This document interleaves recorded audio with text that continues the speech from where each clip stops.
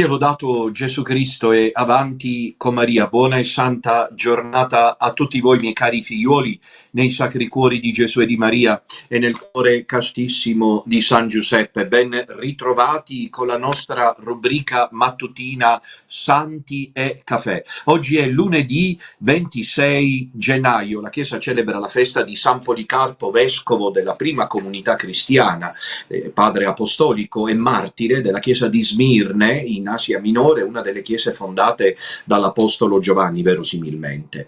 E lui, pensate, il mattutino stamattina racconta che per risolvere una serie di questioni è venuto a Roma. Questo è un insegnamento per tutti noi, e la tradizione racconta che, incontratosi per caso con l'eretico Marcione era un eretico che diceva che esistono il Dio dell'Antico Testamento e poi il Dio del Nuovo Testamento, e avendogli questo detto: mi conosci? Marcione domanda al noto celebre Policarpo di Smirne, vescovo santo, se lo conosce, e San Policarpo risponde: ti riconosco come primogenito del diavolo. Ecco, mi sembra che oggi questa situazione nella falsa chiesa stia permanendo incredibilmente così a lungo per via di una sorta di totale disinteresse a combattere l'eresia. Non so se siete d'accordo. Più passa il tempo e più mi rendo conto, figlioli cari, che questo è il vero problema, o uno dei veri problemi. Cioè non c'è alcun... Questo già succedeva prima dell'avvento della falsa chiesa bergoglian-prevostiana, ma ora più che mai si vede, cioè tranquillamente i cristiani accettano di convivere in comunione con gli eretici, per cui questa chiesa di Leon Force è la chiesa insieme di Burke e padre James Martin, come oggi diremo. Ecco.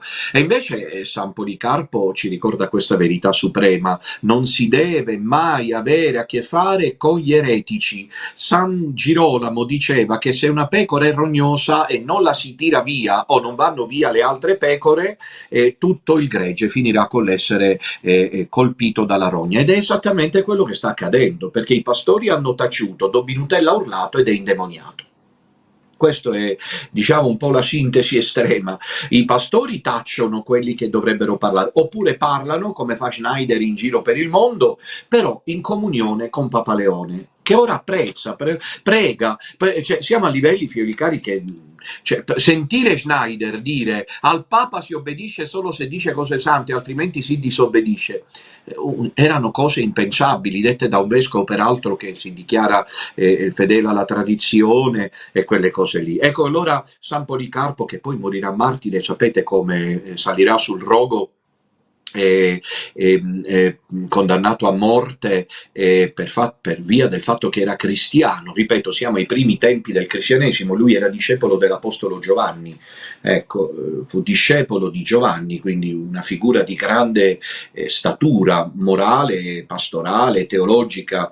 Ebbene, quando lui poi dopo si è reso disponibile a testimoniare Gesù Cristo fino in fondo, fu condannato in un circo al rogo.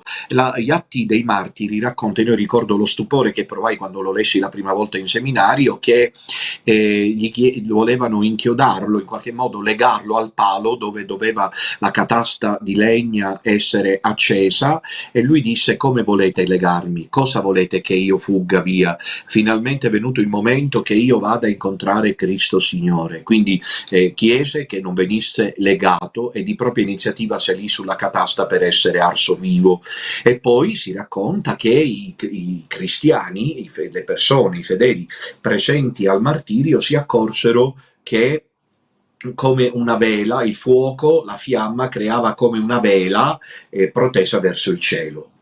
Ma c'è un particolare su tutti della vita di San Policarpo, del martirio di San Policarpo, che oggi vorrei citarvi in questa festa di un santo come tanti altri poco conosciuto eppure così importante. Si dice che, voi sapete cosa succede, che se dovesse prendere fuoco un corpo umano emette un odore sgradevole di bruciato, no? E invece tutti gli astanti poterono sentire odore di incenso. sentirono odore di incenso. Il corpo di San Policarpo bruciava, ma i presenti sentirono l'odore dell'incenso. Ecco chi è il santo di oggi. Incontratosi per caso con l'eretico Marcione, avendogli detto questo: mi conosci? Rispose: ti riconosco come primogenito del diavolo. Ma non si usano questi toni forti, non bisogna alzare la voce, bisogna lavorare per l'unità della Chiesa, bisogna essere in comunione col Papa, non si esce dalla Chiesa e così via, no? Ti riconosco come primogenito del diavolo. Questo andava detto a Bergoglio, questo va detto a Prevost, questo va detto a tutto il consorzio della falsa Chiesa che sta a Roma e che sta lì finché Dio vorrà. Bene, miei cari, allora questo era l'incipit. Oggi è lunedì. Il lunedì va aggredito, Voi in Italia però siete già alle 13:20, 13:18, 19, quindi già mezza giornata in qualche misura la state consumando, invece qui sono le 9:20 quasi del mattino, qui dove mi trovo io, adesso vi dirò dove. Però prima voglio esprimere tutta la mia personale vicinanza e quella dei confratelli del sodalizio sacerdotale mariano e la preghiera per i nostri cari fratelli e sorelle della Sicilia, che nei giorni scorsi, come mi è stato detto in un pressoché senso diffuso di indifferenza, la Sicilia ha subito gravi danni a causa del maltempo e peraltro sembra quasi una successione purtroppo non bella. Il paese di Niscemi, che sta in Sicilia, sembra stia franando, una buona parte del paese. Insomma, la Sicilia non attraversa un momento felice, i danni, non ci sono state vittime, almeno che io sappia, però i danni prodotti da questo strano ciclone mediterraneo non è mai stato scenario di cicloni, ha prodotto danni irreversibili dal punto di vista economico per la Sicilia, che certo già economicamente non versa in buone condizioni, e purtroppo si abbatte anche questa disgrazia meteorologica. Allora siamo vicini al popolo siciliano e preghiamo per tutti i nostri fedeli del piccolo resto di Sicilia. Ecco, miei cari, allora lunedì va aggredito perché è il primo giorno della settimana e non bisogna affrontarlo con sguardo negativo. Il cristiano è uno che non può pensare in negativo. Poi attualmente c'è il sottile, sta andando via il sole, se notate, perché qui ora vi dirò dove sono, la giornata è un po' così, come tanti cristiani che stanno qui e stanno lì, vogliono il sole ma poi piove. Vabbè, comunque, a proposito di San Policarpo, vi dicevo che appunto il sottile confine tra realismo e pessimismo, ecco. Molte volte bisogna essere realisti, non è che bisogna vivere tra le nuvole, le situazioni che la vita presenta vanno affrontate, vanno sostenute, però con la forza della preghiera. E con tutto questo, diciamo, è un parvenu, cioè c'è un percorso verso una ricerca delle risorse dentro l'uomo per affrontare i travagli della vita. Pensate per esempio anche qui in Sud America è molto diffusa, ho visto, l'Islam non c'è come da noi. C'è qualcosa ma non come da noi, e invece però sta prendendo campo non solo, questa è una novità che volevo dirvi, che mi era sfuggita nei giorni scorsi, perché io sono qui già da 2 settimane e dovrò pazientare perché devo completare l'opera, adesso ve ne parlerò, ma volevo dirvi che nei 2 viaggi precedenti in Sud America, quello del 2020 e poi quello del 2022, sono stato qui in genere un mesetto, ho notato la presenza significativa, che confermo, delle chiese evangelical e pentecostali. Non so quante denominazioni ci siano, qualche settimana fa, qualche giorno fa, Fra Celestino, in una delle città del Brasile dove siamo stati, a Campo do Murao, si chiama così questa cittadina verso il confine col Paraguay e l'Argentina, e lui è entrato in un momento di culto in una chiesa pentecostale. Io non sono voluto entrare, lui è voluto entrare, ha detto che c'era il pastore che stava predicando con grande veemenza e una ventina di fedeli, quindi non tantissimo, però il posto dove noi alloggiavamo, nell'albergo dove ci trovavamo era piccolo, quindi era tutto ovviamente proporzionato, e il pastore a quanto pare hanno chiesto chi fosse e hanno detto, e Celestino ha potuto dire che appunto noi non siamo con la falsa chiesa di Roma massonico e satanista, e quelli hanno detto avete ragione, giusto così, noi sappiamo come vanno le cose a Roma. C'erano anche persone che cantavano comunque, per dirvi che in America Latina, in Sud America, in Ispano America, le chiese pentecostali sbancano, fiori cari, ma con denominazioni che se uno le volesse citare tutte non terminerebbe mai la nomenclatura, perché c'è una presenza significativa di chiese pentecostali in Sud America. Queste chiese, attenti bene a quello che sto per dirvi, è una disamina importante anche per i confratelli sacerdoti, quelli che resistono ad ascoltarmi possono farsene una idea. Queste chiese, diciamo, come dire, galoppano il disagio dei cattolici romani latinoamericani, che da circa 50 anni si sentono i preti parlare di rivoluzione sociale, impegno per i poveri, opzione preferenziale per gli ultimi, difesa dell'ambiente, custodia del creato. Ora, questi aspetti qui, anche se uno poi si rende conto venendo in Sud America che in effetti anche stamattina ho visto quanta povertà purtroppo c'è, perché non esiste la classe media, in Ispano America la classe media non esiste, esiste la gente che sta bene, e anche lì però con stratificazioni diverse fino a livelli che in Italia ce li sogniamo, e la gente che sta male, che dorme per strada con le coperte, sotto i portici, vicino le chiese e così via. E quindi diciamo che un'attenzione che la Chiesa deve avere avuta, come in tutto il mondo, anche in Ispano America, verso i poveri è importante, però questa attenzione per i poveri deve avere anzitutto una matrice evangelica, non marxista, come invece l'ha avuta. Stamattina, passeggiando per il posto dove ora vi dirò che sono, ho trovato una statua, camminavo a lungo, ho visto di nuovo i poveri. In Cile non ce ne sono come qui, ma ho visto poveri, io sono di nuovo in Argentina, per cronaca, sono di nuovo in Argentina, e ho visto una statua che mi pareva San Francesco, alta, imponente, di bronzo, e invece era la statua di, pensate un po', di un francescano, statua in bronzo, di un francescano che ha dismesso l'abito e ha imbracciato il fucile nella guerra di indipendenza cileno-argentina. Capito? Ecco. Allora i cattolici qui sono stanchi di questa versione rivoluzionaria, di questa versione sociologica del messaggio cristiano. Cercano Gesù, cercano la salvezza, cercano la pace interiore, cercano la gioia della preghiera, e la trovano nelle chiese pentecostali, fiori cari. Questo è un dato che confermo.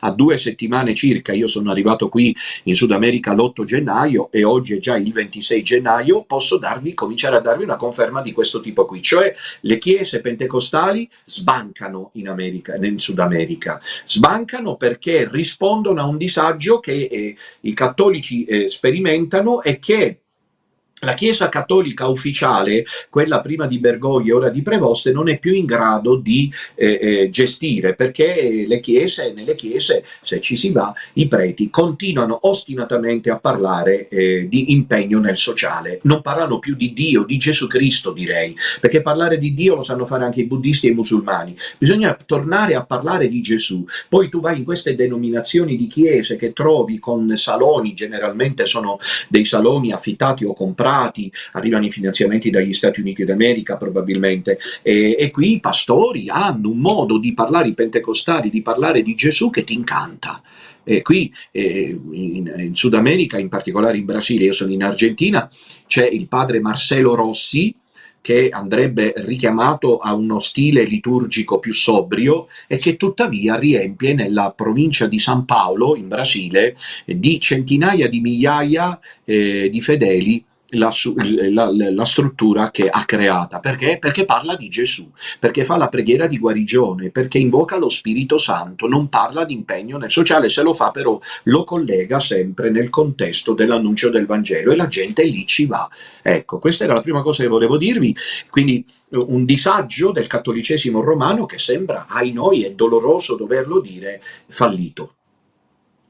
Qui, a causa di questa versione sociologica, di questa versione delle teologie della liberazione, che bene faceva Ratzinger già da cardinale prefetto della fede. A proposito, nei giorni scorsi Prevost ha avuto il tempo di ricevere in udienza il prefetto della fede, quel argentino Víctor Manuel Fernández. Probabilmente nel loro dialogo si sono messi d'accordo per rendere noto presto, come io credo, la lettera, il nuovo documento della Congregazione per la Dottrina della Fede, del Dicastero per la Fede, circa la sinodalità e il ruolo delle donne nella Chiesa. Quello che pensavo è questo, chiusa parentesi. Però ecco, stavo dicendo che qui realmente sembra che il cattolicesimo sia diciamo estinto, il cattolicesimo ufficiale. Vogliamo pregare la Madonna che la nostra presenza qui, come Dio vuole e nei modi che Dio vuole, produca veramente un frutto che rimanga nel tempo. Io ci credo, come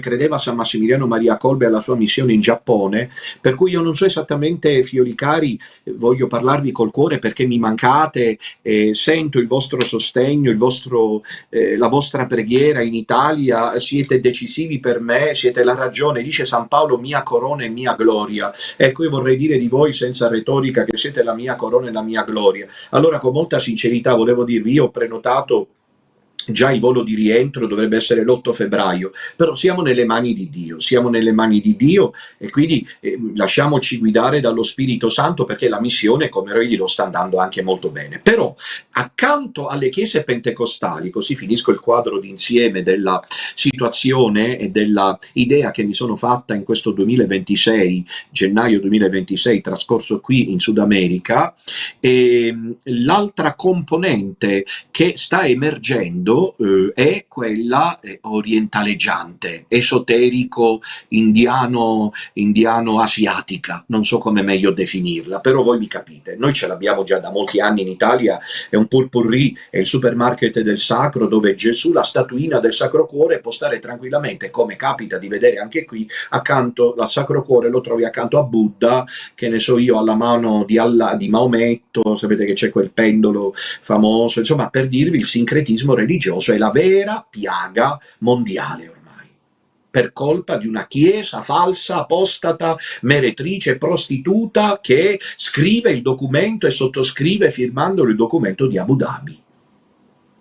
E ho notato questo, che non avevo visto negli anni precedenti, magari non ci avevo fatto caso. L'ho notato in Brasile, l'ho notato in Argentina, l'ho visto in Cile. Si moltiplicano centri di meditazione trascendentale. Vedo quello che non avevo visto nelle volte precedenti, crescere luoghi di ascolto, diciamo, delle difficoltà delle persone con le pratiche yoga, le invocazioni alle Upanishad, che sono le scritture sacre induiste e buddiste. Insomma, questa è una cosa che mi ha molto colpita, la trovo che sia una novità, almeno non la vedevo così come la sto vedendo in giro.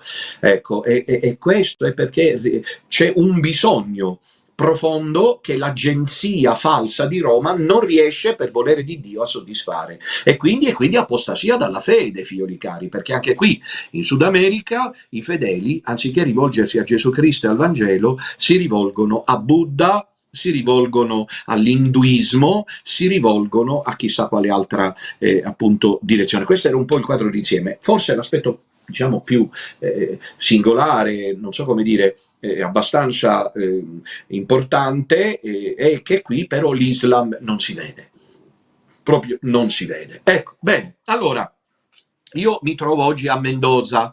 Mendoza è una importante città molto nota in Argentina, in Hispano America e ormai in tutto il mondo per la produzione di vini, e infatti è una bella pianura che si estende a vista come si dice, si perde appunto la consapevolezza di quanto sia grande questa pianura, che sorge felicemente ai piedi delle Ande. Ecco, la famosa catena montuosa delle Ande, che sono molto più imponenti per certi versi delle Alpi. Noi ieri siamo rientrati dal Cile in macchina, perché con gli aerei qui non possiamo spostarci, costano troppo, e quindi ci siamo spostati in macchina, che costa di meno, anche se è più faticoso, però è anche più bello.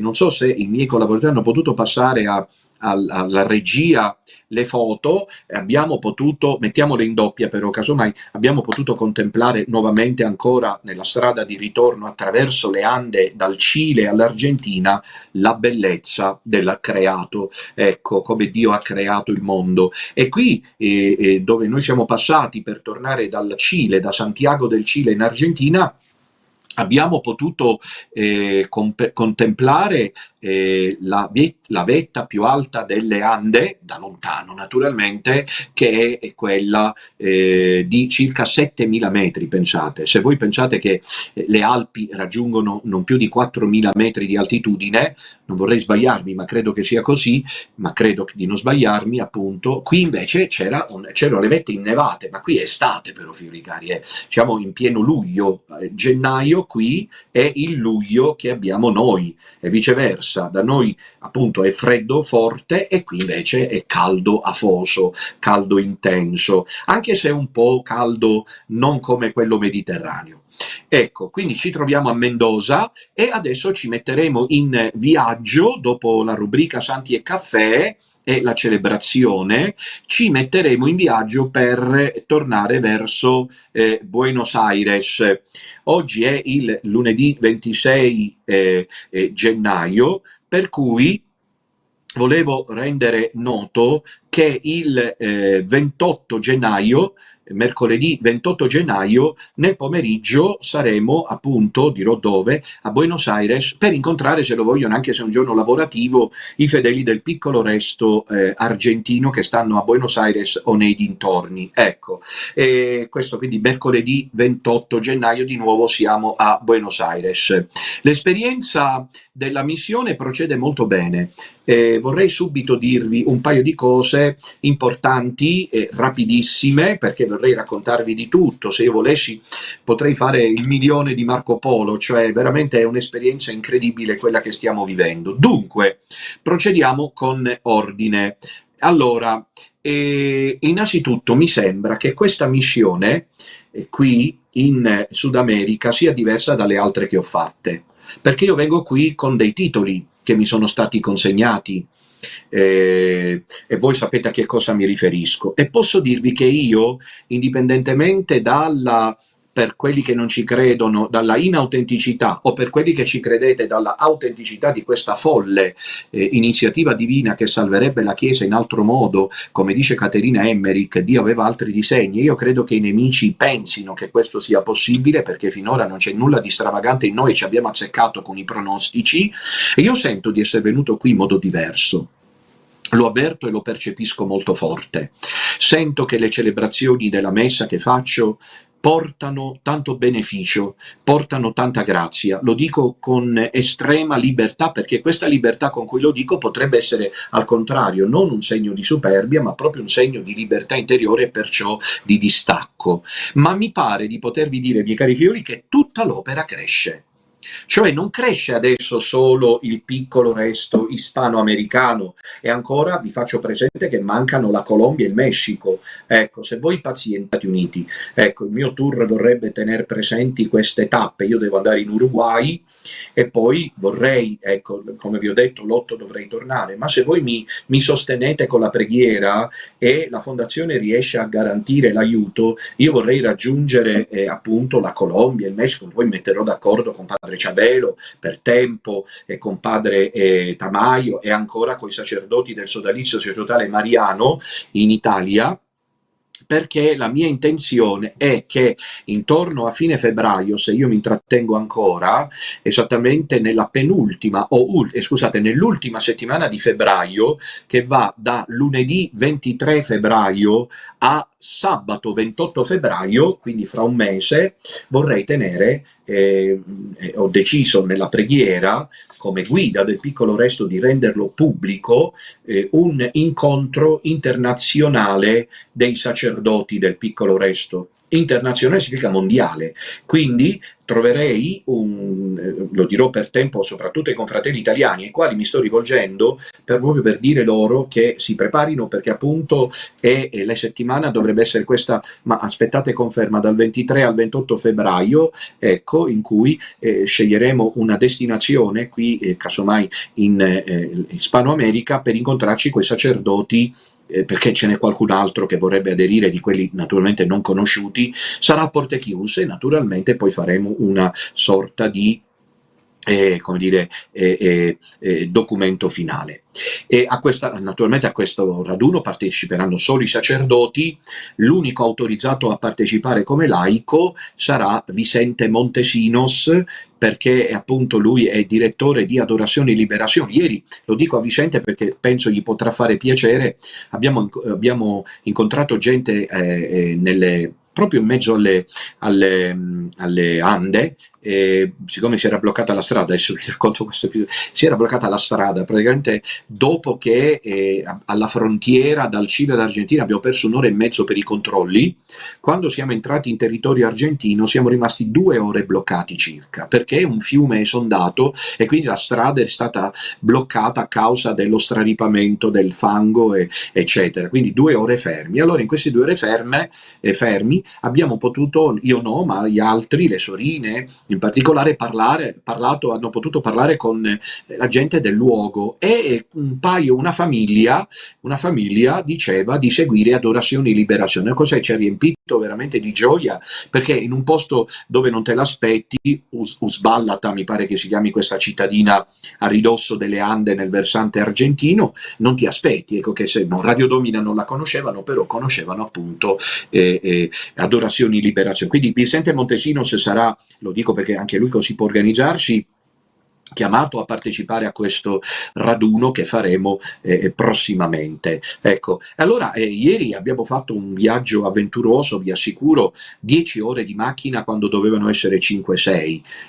5 e mezzo, ecco, pensate il doppio, perché 1 ora e mezzo alla frontiera, ed è stato massacrante, tra l'altro proprio nella zona più alta delle Ande, dove faceva un gran freddo per me, e non è stato facile anche per via del fatto che c'erano le escursioni termiche, ma perché l'altitudine procura un paio di danni momentanei naturalmente, cioè forti nevralgie, come penso che quelli tra di voi che hanno fatto esperienza lo sappiano, forti nevralgie, problemi di pressione alle orecchie e respiro corto, soprattutto il respiro corto è brutto, è una brutta sensazione. Quindi a circa 3000 metri di altitudine siamo stati fermi 1 ora e mezzo, perché le autorità argentine hanno dovuto controllare quello che possedevamo, quello che avevamo, quello che c'era, quello che non c'era.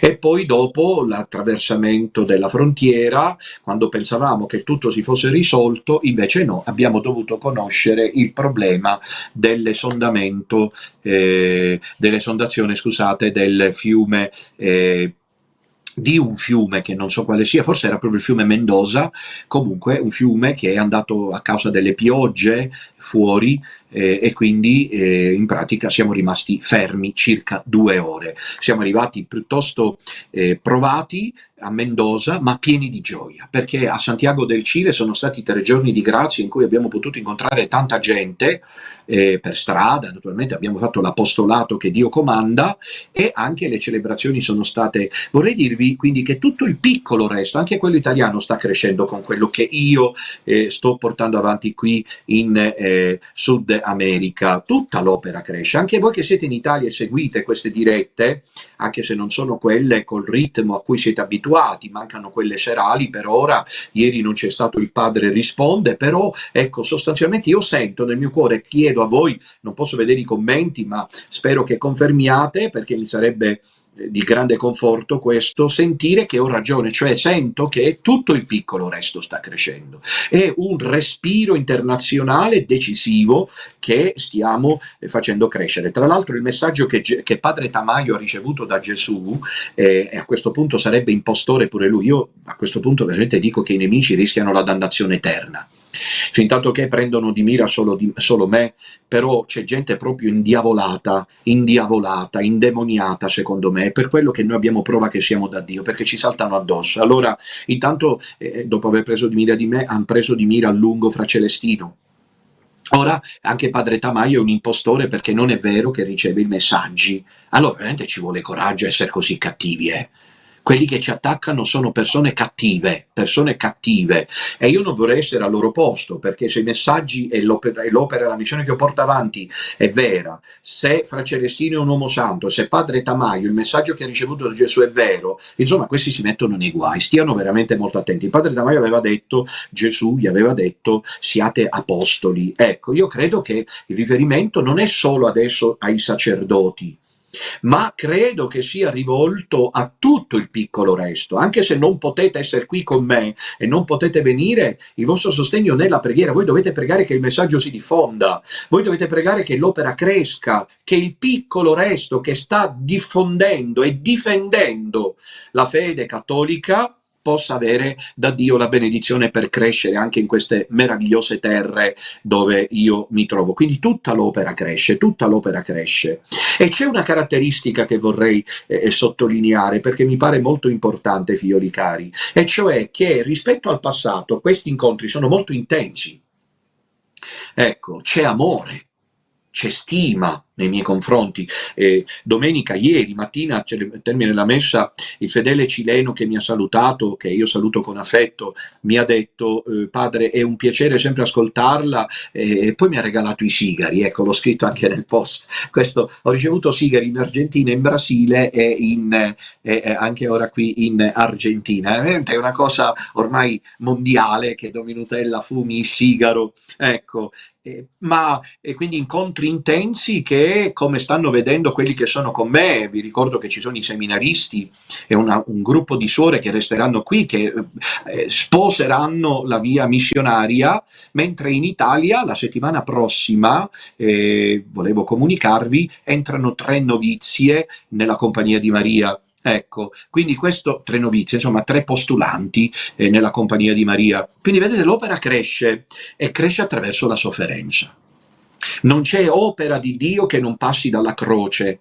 Dio santifica attraverso il dolore. Questa è un'opera che conosce molto il dolore. Incontri intensi, anche se con pochi fedeli finora, ma è quello che pochi rispetto all'Italia, naturalmente, dove i numeri sono clamorosi e dove fanno finta di niente. Gli stessi imbastarditi nemici, sapete cosa fanno? Quando io faccio gli incontri in Italia, tacciono perché c'è troppa gente. Quando li faccio qui che ce n'è poca, ecco, avete visto, eccetera, eccetera. Allora, però volevo dire che il problema più grosso è che mancano i preti. Questo è il vero problema, perché io vedo, lo dico a voi che siete in Italia e non andate nelle parrocchie, fate bene a non andare, come dice San Policarpo a Marcione, ti riconosco come figlio di Satana, e non si va con gli eretici. Allora, però voi siete in Italia dove più o meno noi giriamo, ma pensate ai fedeli di Santiago del Cile, noi siamo stati a Vigna del Mar, che dà sul mare Pacifico, siamo praticamente dall'altra parte del pianeta, e c'è gente lì che segue Radio Domina Nostra e segue la messa su Radio Domina Nostra, figlioli cari, ma non c'hanno il sacerdote che poi gli dice la messa dopodomani. E lo stesso in Argentina, per cui prima o poi si stancano, perché hanno bisogno di una guida, cioè, il problema del piccolo resto è che devono venire fuori altri sacerdoti, e voi pregate perché questo accada. Pregate che il Signore ci dia la grazia di avere altri preti che seguano questa percorrenza, che è l'unica vera giusta. Ecco, mi sembra che così abbia potuto in qualche modo accennare un po' a tutto. Adesso in questi pochi minuti prego la regia di mettere in onda il titolo che avevo pensato per oggi, ma il tempo è breve. Se volete potete anche chiamare per un paio di telefonate, io ho ancora 8 minuti per dirvi un po' il titolo della puntata di oggi. Eccolo lì: nuova conferma, Prevost nomina vescovo pro LGBT a Roma. Fra le tante notizie che in questi giorni circolano, penso, da Roma naturalmente, dall'Italia, penso che questa sia quella più significativa, e cioè Nei giorni scorsi Prevost non solo ha incontrato, come ha reso noto la Sala Stampa Vaticana, il Bollettino Vaticano, ha incontrato il prefetto della fede, i due delfini più importanti di Bergoglio si sono incontrati, non c'è dubbio che siano loro due. Guardate, fidatevi di me, non c'è dubbio che siano loro due, Fernandez e Prevost. Bergoglio, prima di andarsene, ha saputo trovare i due pupilli, come si dice, i due pupilli, no? Mai frase fu tanto azzeccata, da piazzare in Vaticano come i due plenipotenziari del suo potere satanico, che sono Fernandez, fiori cari, ditemi voi come facciano alcuni come Burke o Schneider a far finta di nulla, quando da più tempo ormai siede sulla poltrona che è stata di Ratzinger, custode della fede, un eretico apostata porno teologo come Fernandez, va bene, che nega il titolo di corredentrice a Maria e che ha scritto e prodotto Fiducia Supplicans. È una vergogna, capito? È una vergogna. Non c'è altra parola da usare. Vorrei sapere come fa uno come Burke a stare tranquillo, a uno come Comassi, insomma, mi capite? Schneider, eccetera, a stare tranquilli, a far finta di nulla quando siede tranquillamente. Questo dice tutto sulla identità della falsa chiesa. Un eretico, non uno che magari, voglio dire, strizza l'occhio all'eresia, può apparire. Voi vi ricordate il cardinale che ancora è vivo, il cardinale dunque Casper, Walter Casper, no?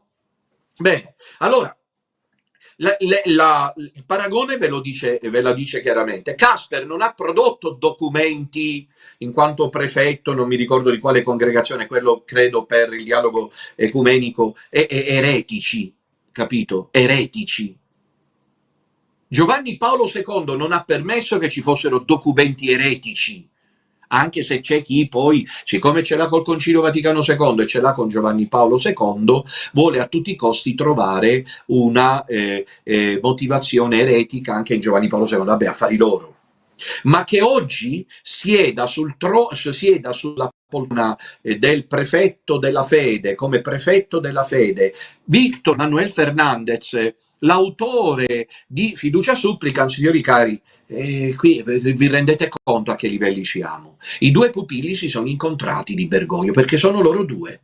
Sono Victor Manuel Fernandez argentino e lo statunitense peruviano Robert Francis Prevost, niente meno che indicato come successore da Bergoglio stesso, quando nell'ultima comparsa nella Basilica di San Pietro si è presentato col poncio e ha proprio voluto indicare in questo modo, con linguaggio tipicamente massonico, esoterico, chi doveva essere il suo successore. Si sono incontrati come se nulla fosse, e in questo contesto dove ormai l'ancora, vi ricordate, riversa al contrario che nel linguaggio massonico, quella che c'era come stella cometa sul presepio di Piazza San Pietro, e nel linguaggio massonico l'ancora al contrario riversa, indica tranquillità dopo la conquista. Ecco, deve esserci uno che tiene i mistici di Roma col fiato sospeso fino al 2036, gli Unacum fan finta di nulla e tutti sono lì nella giostra degli orrori. Veramente Gesù è contento di tutti quelli che dite che Leone è il Papa? Potete dire che Gesù è contento di voi? Se il Signore vi chiamasse in questo momento, non sentireste un senso di vergogna a comparire dinanzi a Lui? Volendo far credere a tutti i costi che Papa Leone è il Papa Santo della Restaurazione, che Papa Leone di qui e Papa Leone di lì? Ecco, allora, in questo contesto qui, tra l'altro, giunge la clamorosa notizia della nomina di Monsignor Radaelli, mi pare che si chiami Radaelli, ecco, come nuovo segretario della congregazione niente meno che per il clero, cioè sarebbe quel vescovo che è stato a Pordenone e dovrà occuparsi della custodia e della formazione dei preti di tutto il mondo. Ebbene, questo vescovo si è distinto in passato per avere sviluppato appunto la propria visione relativista circa come dire, l'apertura, come la chiamano loro, all'ideologia, ecco, arcobaleno, alla ideologia LGBTQ+. Ecco, appunto, questa è la verità. Viene portato questo nuovo vescovo, nuovo come nomina, a prefetto, no prefetto, ma segretario del clero. Ecco, miei cari, quindi questa nomina ulteriormente dovrebbe far riflettere, dovrebbe far capire che questo vescovo, Monsignor Carlo Roberto Maria Redaelli, nuovo segretario del Dicastero per il Clero, è appunto un vescovo che sviluppa volentieri la ideologia LGBTQ. Plus.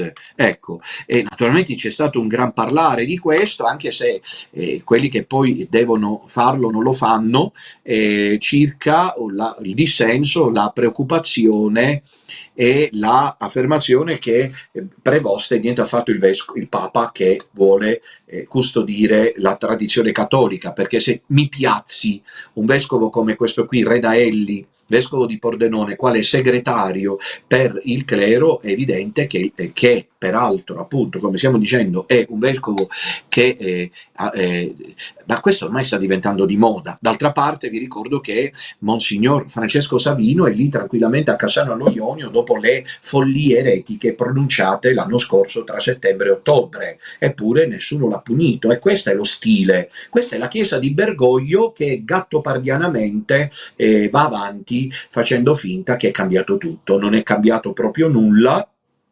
E quindi siamo in presenza di un bluff che solo Don Minutella, è rimasto solo con i confratelli del sodalizio, denuncia. Se ci pensate, chi altri come noi denunciano fino in fondo questo stato di cose, e cioè che Prevost è successore di un papa invalido. Vi ricordo che io più di una settimana fa, ho tenuto una trasmissione radiofonica a Radio Sonica a Buenos Aires, dove ho raccontato nuovamente con precisione di dettagli la questio magna, la problematica della invalidità canonica, dell'elezione di Bergoglio e delle dimissioni di Papa Benedetto, ma niente, purtroppo vediamo che tutto deve andare come Caterina Emmerich diceva nelle sue visioni che abbiamo commentato la settimana scorsa, e cioè che bisogna che il male si diffonda sempre di più fin dove Dio vuole. A noi resta pregare. Diverse persone si sono iscritte tra Cile, Argentina e Brasile nella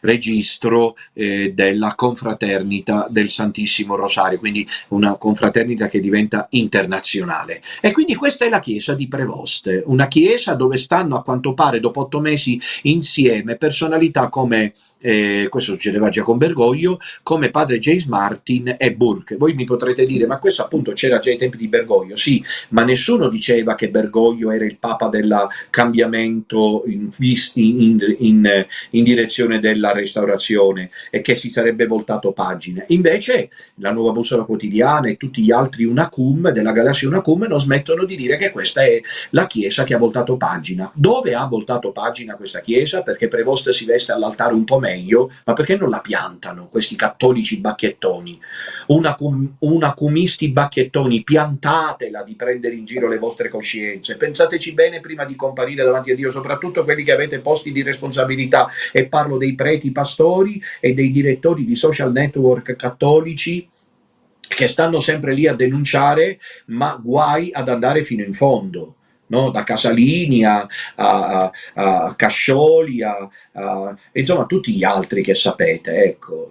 Ed è un allineamento, capite? È un allineamento, perché torna utile, è più comodo denunciare il male nella Chiesa, però lasciando in pace il capo, così nessuno ti pesta i piedi, nessuno ti pesta i piedi.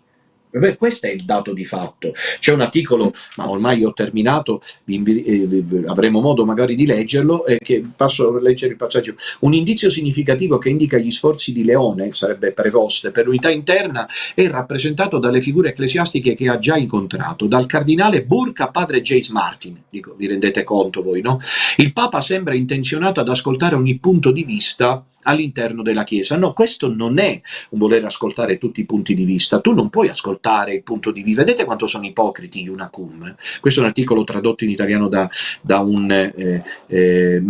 Crisis Magazine di Eric Sammons, e negli Stati Uniti sono messi peggio quanto gli Unacum italiani. Prima di tutto perché non è un ascoltare. Il Papa non deve ascoltare, il Papa deve comandare. Il Papa non è uno che ascolta prima di tutto, se no che è diventato?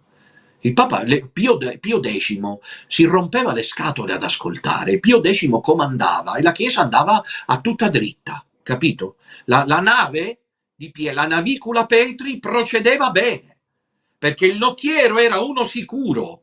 Che cos'è questo ascolto? Che poi non è vero che ascoltano, perché col mantra del sinodalismo non c'è che una chiesa autarchica, una chiesa autarchica, burocratica e falsa. Ma comunque, in ogni caso, se proprio si deve parlare di ascolto, a chi ascolti? L'eretico padre James Mann? Lo devi condannare, non ascoltare.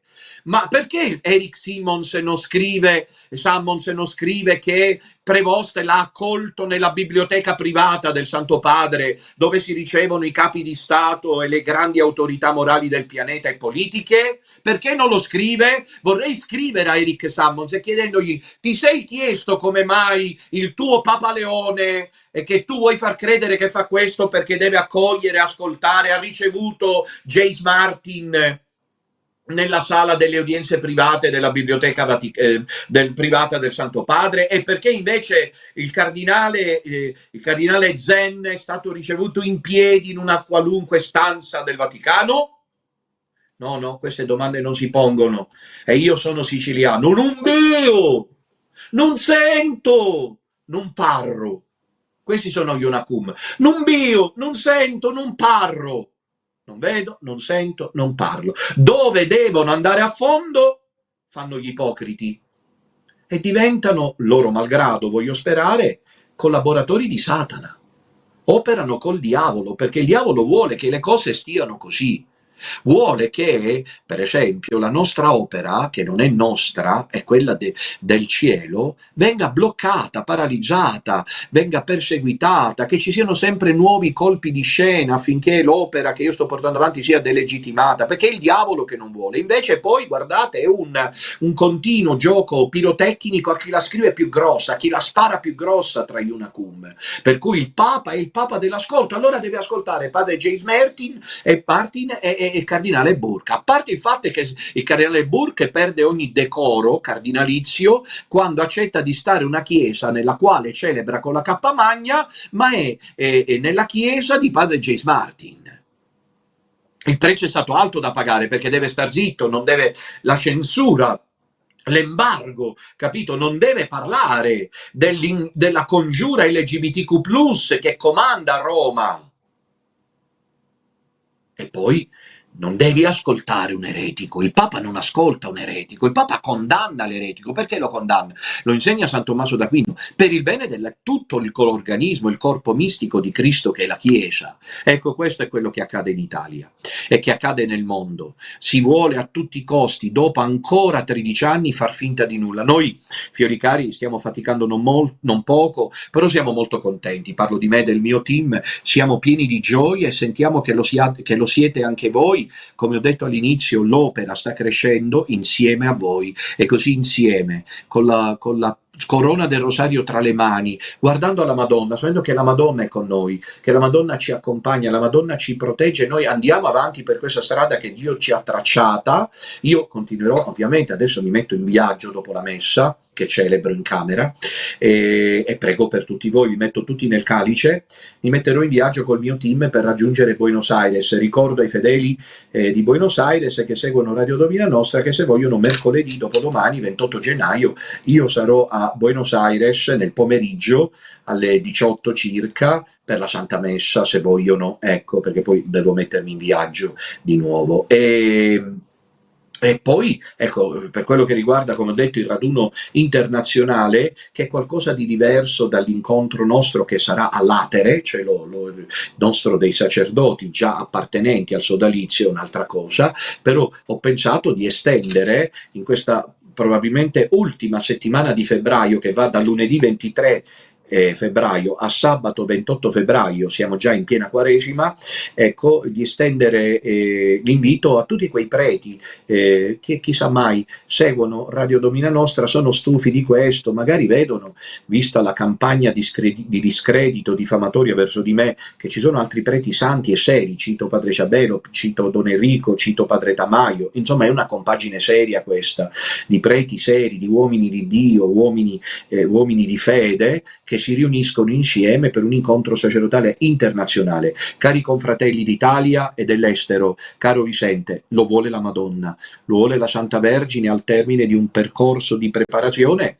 Io spero che questo si possa realizzare, chiedo la collaborazione di tutti voi, chiedo la preghiera di tutti voi e il tempo di continuare a lottare. Qui in Sud America, dovunque andiamo, ci sono fedeli che ci attendono. Questo è, anche se in pochi, non importa, ci sono fedeli che attendono e sono incontri intensi. Abbiamo creato queste nuove chat, queste basi a San Paolo, a Buenos Aires, a Santiago del Cile. Rimarranno un paio di suore e un paio di seminaristi. Abbiamo questi sacerdoti sudamericani, ispanoamericani, che ci daranno, quando ci incontreremo, una mano d'aiuto. Per meglio defilare la programmazione della costruzione di un seminario anche in Ispano America, e così, se Dio vuole, andiamo avanti. Voi tutti pregate soprattutto per me, perché io porti a termine la missione che il Signore mi ha affidato. Mi raccomando alle vostre preghiere, pieni di gioia a tutti, vi abbraccio, vi bacio. C'è una telefonata, avevo scordato, rapidamente rispondiamo. Pronto? Ne facciamo meno due se ci sono. Pronto? E forse non arriva il campo, vediamo, riproviamo. È sempre un po' difficile, sapete, ripeto, io sono a Mendoza, quasi a ridosso, no quasi, a ridosso delle Ande, quasi al confine con il Cile, e da qui adesso mi inoltrerò verso la costa occidentale, verso l'Oceano Atlantico, dall'Oceano Pacifico all'Oceano Atlantico. Pronto? Non si sente. Pronto?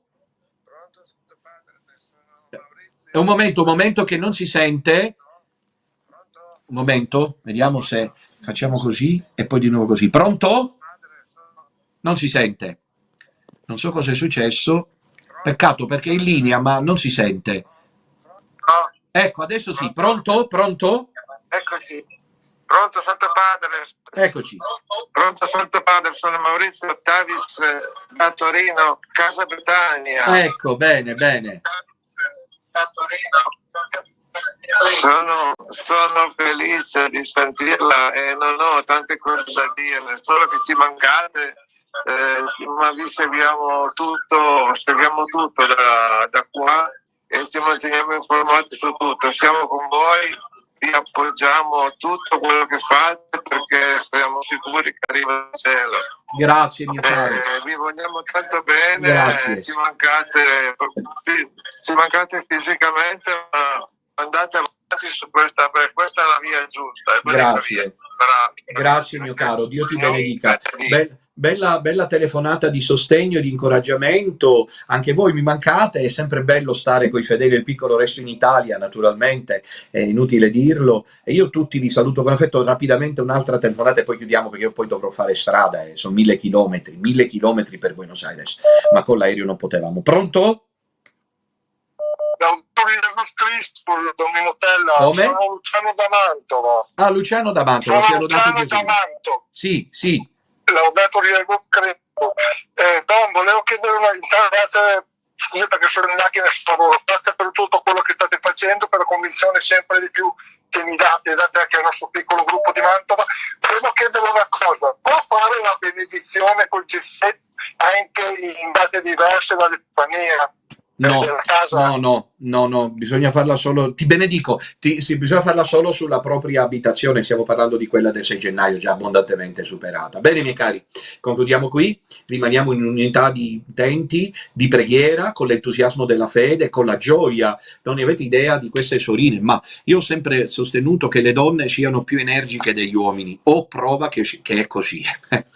Cioè il maschio è più forte, più vigoroso, però si stanca più facilmente. Le donne invece sono dei i trattori che io dico che il maschio è come la Ferrari che va a 300 km/h però poi deve fermarsi in autogrill a prendere un caffè, invece la donna ha la 500 e va lì che non si ferma mai. Dovreste vedere con quale solerzia le nostre suore distribuiscono le medaglie miracolose, tengono incontri, fermano la gente, parlano e non parlano necessariamente della falsa chiesa. Io ho detto loro: parlate di Gesù, parlate della Madonna, parlate dell'anima, parlate della fede, parlate della gioia del Vangelo. È veramente incredibile vedere con quanta fede, con quanto entusiasmo della fede, con quanta gioia del Vangelo queste nostre sorine sono qui, e alcune resteranno con alcuni seminaristi. Quali seminaristi?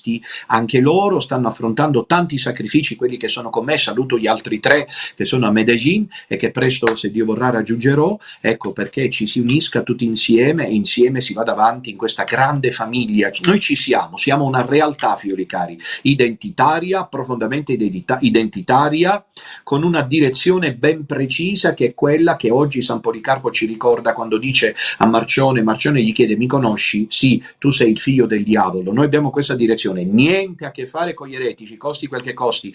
Qua è la fede cattolica. Sfido chiunque a dimostrare il contrario. Qui si sta custodendo il patrimonio integro, capito, e incontaminato della fede cattolica. Come ha detto il cardinale Caffarra, si ricomincerà da capo. Del resto, io, diciamo, a mio favore ho ancora l'età, tutto sommato, ecco, 52 anni, voglio dire, possiamo ancora goderci lo spettacolo chissà quanto a lungo, se Dio vuole.